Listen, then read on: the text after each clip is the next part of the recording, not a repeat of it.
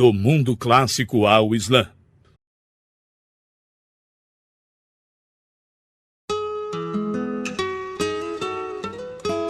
Entre Grécia e Egito, sobre a ilha de Creta, floresce uma civilização que alcança seu esplendor ao redor do ano 1600 a.C.,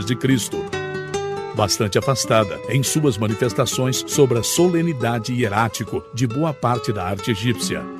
A influência desta cultura alcança o sul da Grécia, no Peloponeso, surgindo em Micenas, os antecedentes mais claros do que chegaria a ser, uns séculos mais tarde, o mais importante florescimento de arte e cultura da história humana. As invasões de povos guerreiros desde o norte da Grécia acabariam com o estilo alegre e refinado herdado de Creta, caindo a escultura numa rigidez de formas superior, inclusive, ao da arte egípcia. Neste período arcaico da arte grega, se constroem templos de madeira que prefiguram um modelo que chegaria a vencer em pedra, baseado sempre em qualquer uma de suas variantes, em uma simples planta retangular, com colunas em todos ou somente alguns dos seus lados, sustentando um telhado de duas águas de suave inclinação. O milagre da arte grega, uma vez que se produz seu grande despertar do século V a.C., é conseguir conceder a um esquema tão simples as qualidades necessárias para convertê-lo em um verdadeiro cume arquitetônico, empregando múltiplos aperfeiçoamentos em cada um dos seus elementos construtivos, que procuram harmonizar uma geometria clara com uma contida expressividade. Vamos tomar, por exemplo, as colunas. Quando pensamos nelas, as imaginamos cilíndricas e verticais. Isso é, de fato, o que um arquiteto moderno faria possivelmente com elas, em nome da simplicidade e do funcionalismo. Mas o resultado teria sido, quem sabe, algo tosco ou monótono para o refinado espírito dos gregos. Se pararmos para observar as colunas em templos como o Pártenon, que foi levantado na Acrópole de Atenas, no momento de máximo esplendor da arte grega, percebemos que não são cilíndricas e que se engancham levemente para o centro, diminuindo seu diâmetro à medida que se eleva. A sensação que produz é que o peso é suportado sem esforços, porque a pedra se faz sensível e adquire uma quantidade orgânica apenas perceptível, mas suficiente para dignificar e fazer interessante a uma estrutura tão simples como a deste templo, inclusive em seu estado atual de ruínas. Todo o Pártenon aparece repleto de variados truques visuais para corrigir os efeitos de perspectiva e, em definitivo, as consequências não desejadas de aplicar a geometria sem contar com o observador humano.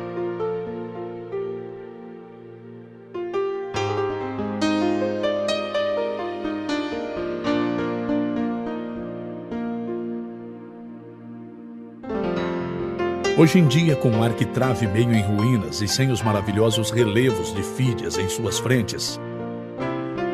a ornamentação praticamente desaparecida e a rica policromia que cobria a superfície visível do mármore definitivamente ausente, ainda sua nobre estrutura nos fala, inclusive, com maior clareza, de uma arte concebida a uma escala do homem e pegando ao homem como medidas de todas as coisas.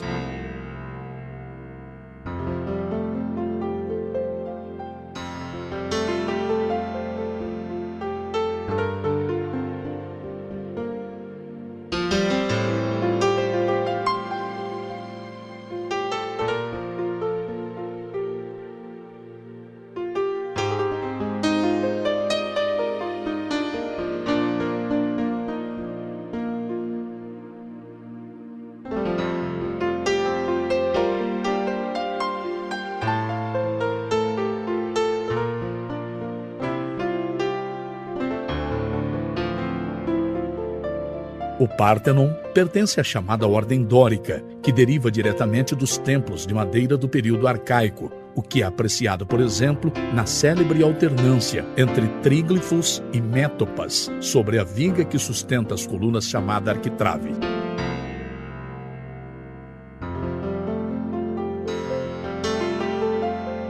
Nas arcaicas construções em madeira, os grifos eram os extremos das vigas transversais apoiadas no arquitrave, que eram marcados por 3 linhas verticais.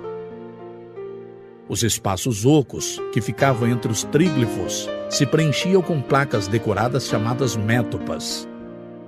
Apesar de sua origem arcaica, a ordem dórica encarna como nenhuma outra a severa contenção e o equilíbrio do ideal clássico. As outras ordens são a jônica e a coríntia, diferenciado da dórica por uma proporção mais esbelta da coluna, uns capitéis mais ornamentais com volutas no jônico, folhas de acanto na coríntia e um friso corrido sem alternâncias de tríglifos e métopas. Truques comparáveis como os empregados em arquitetura para dar impressão de força e leveza a um simples alinhamento de colunas, sustentando uma cobertura, são também empregados pelos escultores para eliminar a rigidez dos modelos pré-clássicos. Por exemplo, o peso dos corpos nas estátuas, que vai do período clássico em diante, não descansam nunca nas duas pernas por igual, porque uma das duas recebe mais peso e permanece reta, enquanto a outra, menos carregada, pode se flexionar ligeiramente. Essa diferença de peso entre as duas pernas repercute mais em cima em todas as linhas do corpo, como as que definem a cintura e os ombros que oscilam desde a vertical em sentidos opostos e, sobretudo, no eixo de simetria geral, que deixa de ser reto, com o resultado que todo o corpo, sem perder a simetria básica, parece percorrido por um sereno impulso que adocica e alivia a geometria de suas articulações. A estátua se desfaz também de sua brusca frontalidade e começa a conquistar o espaço ao seu redor, inclusive contemplada abaixo os ângulos mais diversos, sem perder seu interesse. Em toda a escultura clássica dos séculos V e VI a.C., as formas estão ordenadas segundo padrões simples, que atualizam, sobretudo em seus relevos, a lição egípcia sobre a distribuição de forma mais clara possível. Sem embargo, o escultor grego aproveita a liberdade e a autonomia que são completamente novas na arte, o que lhe permite pular todas as convenções anteriores na representação do corpo humano, em troca de sua fidelidade exclusiva a um ideal platônico de beleza física, inclusive no retrato. O domínio da anatomia e o esforço observado diretamente do natural se resume na fase clássica a um ideal de clareza na exposição do tema e a um cânon de beleza física baseado na perfeita proporção entre todas as partes do corpo, tomando como unidade de medida a cabeça. Os arquitetos desenham os templos também segundo uma relação matemática entre as diferentes partes construtivas que toma como módulo o diâmetro do fuste da coluna. Mas o segredo da arte grega, sua verdadeira conquista, não é o cânon ou a proporção de si mesmos, senão a forma sempre sensível de aplicá-los sobre o duro mármore ou o bronze para conseguir fazer destas matérias vivas. As pregas da roupagem das estátuas são boas provas disso, convertendo aos escultores gregos em verdadeiros virtuosos em seguir as formas dos corpos através de um turbilhão de pregas que parece querer se contradizer sem conseguir a compacta carnalidade que esconde.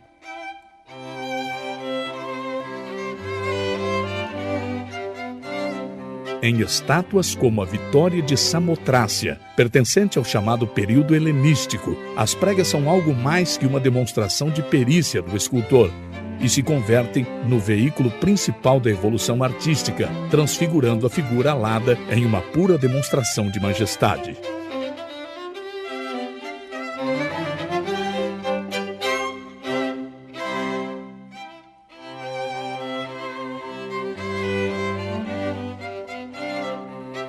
Nesta fase helenística, os artistas parecem ter entrado em uma dura competição por assombrar o espectador com efeitos cada vez mais ousados, já seja pela originalidade dos temas, como na escola de Alexandria, especializada em alegorias, temas de gênero e de costumes, já seja pelo tom enfático e grandiloquente, como na escola de Pérgamo, afastada dos temas heróicos, ou bem pela expressão mais barroca do patetismo, como na escola de Rodas, de onde provém, além da própria Vitória de Samotrácia, o grupo do Touro Farnésio, ou ainda o mais célebre de Laoconte. Se confiarmos nos cronistas gregos que escrevem as primeiras biografias de artistas, a perfeição que alcança a arte da pintura foi inclusive maior ao da escultura. Mas, infelizmente, nunca o poderemos julgar, pois praticamente toda a pintura grega se perdeu para sempre. Nosso conhecimento dela é somente indireto, através do elegante desenho em cerâmicas, preto sobre vermelho e vermelho sobre preto, ou em pinturas e mosaicos que achamos em território romano, como Pompeia, cidade de férias de segunda ordem, que reflete palidamente a maestria e refinamento que alcançou possivelmente a pintura na Grécia.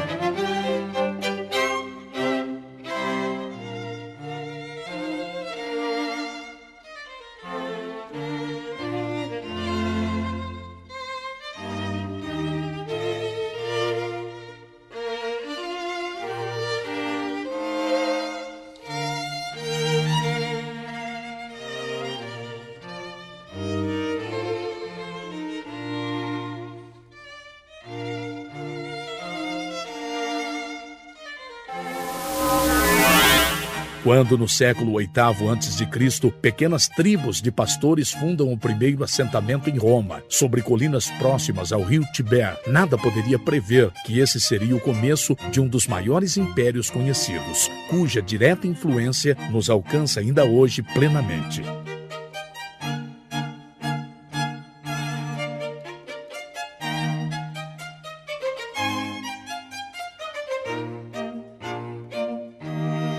Duas culturas vizinhas da Península Itálica, a etrusca ao norte e a grega ao sul, através das colônias chamadas Magna Grécia, condicionam o desenvolvimento deste núcleo primitivo até dar origens às suas próprias formas artísticas, no século III a.C.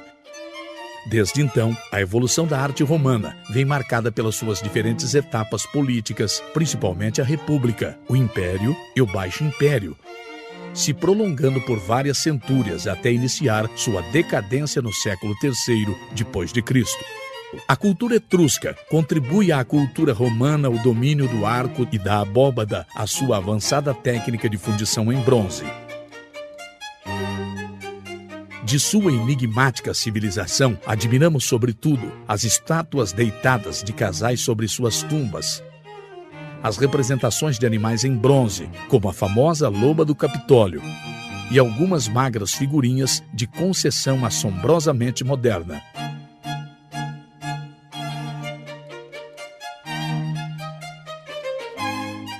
Mas a influência pelo sul de Roma das formas clássicas da arte grega, então no auge, é mais decisiva que a etrusca, e ainda será mais depois que os romanos entrem em contato direto com a Grécia, e além disso, a conquiste, coisa que acontece a partir do século II a.C.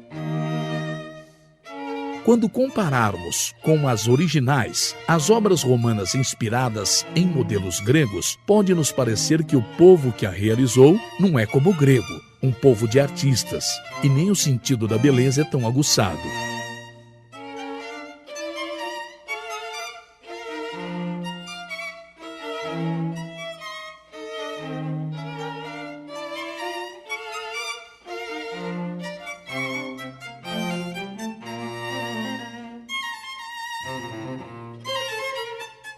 O templo romano, por exemplo, não costuma alcançar a perfeita harmonia, que tanto admiramos nos melhores exemplos gregos, apesar de sua preferência pela ordem mais refinada. Coríntia, que foi pouco utilizada na Grécia, ou pela ordem composta, invenção romana que consiste em emendar volutas às folhas de acanto do capitel coríntio. Outra variante sobre o modelo original, introduzida pelos romanos, são na realidade heranças etruscas, como o pódio, uma plataforma alta em que são erguidos os templos, o fuste liso de ordem chamado toscana, ou a escalonada única em uma das fachadas.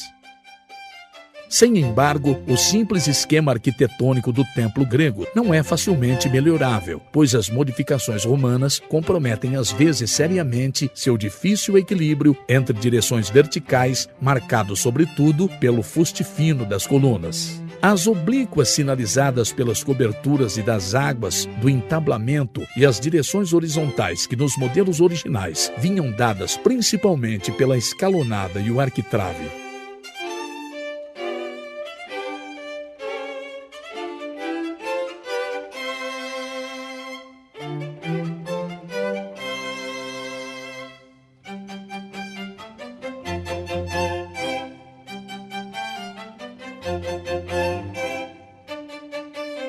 O templo romano ganha em interesse justamente quando se afasta da referência grega, concluindo então num dos edifícios mais admirados da antiguidade e o único que chegou quase intacto aos nossos dias, o Párthenon de Roma.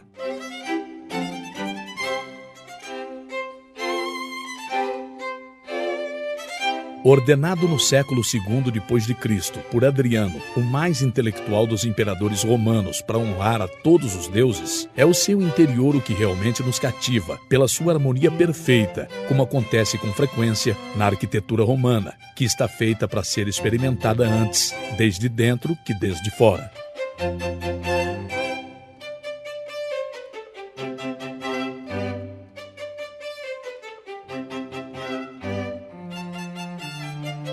Uma perfeita semisfera de mais de 43 metros de diâmetro se levanta sobre a enorme sala cilíndrica, até uma altura exatamente igual à do seu diâmetro, coroada sobre uma altura singular de 9 metros de diâmetro, pela qual entra uma luz abundante que destaca a magnificência dos revestimentos de solo e paredes em mármore, pórfido e granito.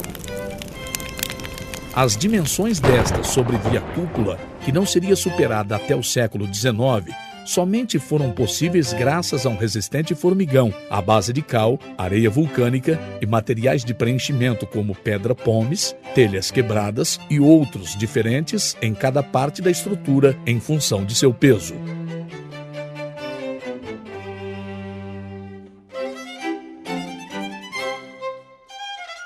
Outras construções baseadas em suporte de formigão costumam se recobrir, quando o orçamento permite, com materiais mais nobres e decoração de pilastras, falsas colunas baseadas nas 3 ordens gregas, que perdem toda a função de sustento. Mas esta capa com frequência superficial de classicismo grego não nos impede admirar as proporções majestosas das edificações, suas avançadas técnicas construtivas e, sobretudo, a perfeita adequação ao seu propósito, que está na origem de sua inegável beleza.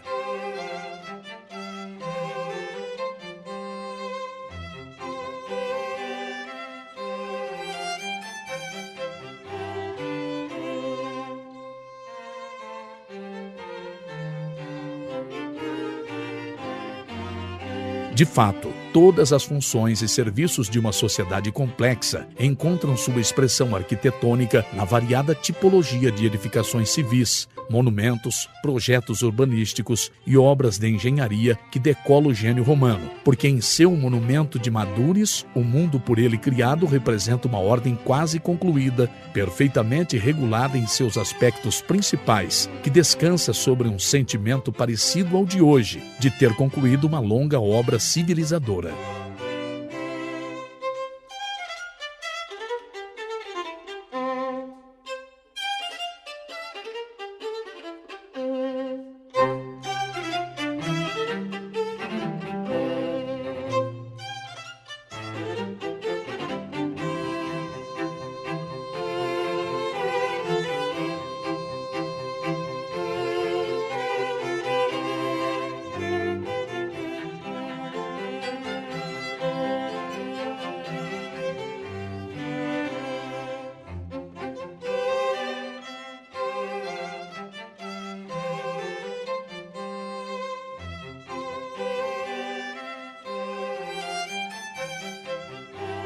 O cidadão romano, especialmente se mora em Roma, tem uma tendência ao ócio e boa parte de seu tempo se consagra à oferta diversa a espetáculos, lugares de reunião, ofícios religiosos, banheiros públicos, restaurantes, etc.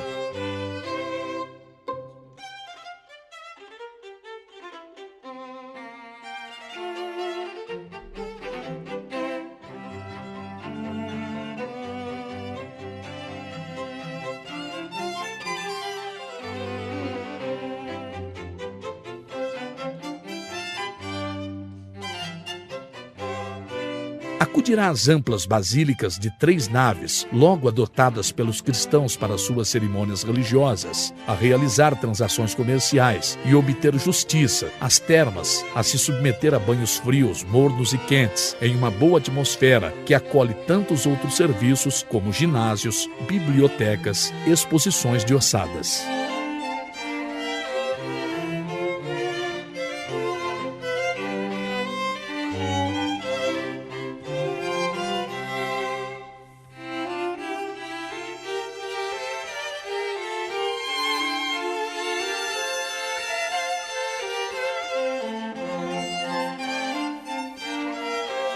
Poderá percorrer as diferentes províncias romanas por uma rede de ruas de traços perfeitos, que solucionam os problemas de desnível do solo mediante pontes de construção sólida, que muitas delas continuam até hoje em funcionamento.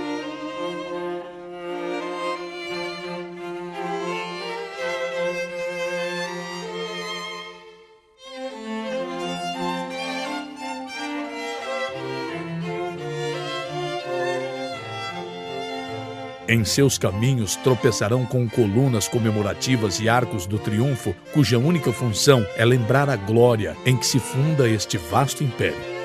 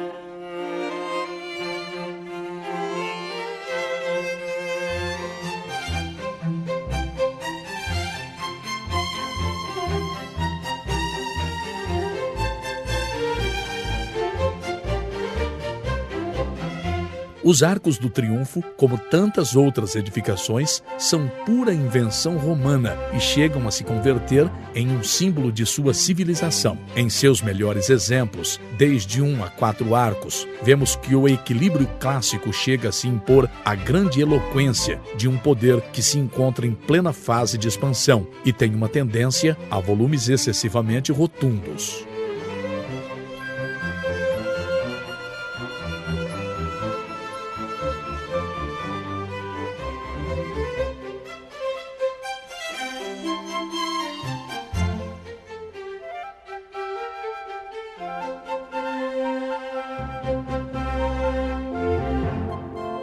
Representações teatrais de dança e de música em teatros e odeons, até das mais remotas províncias.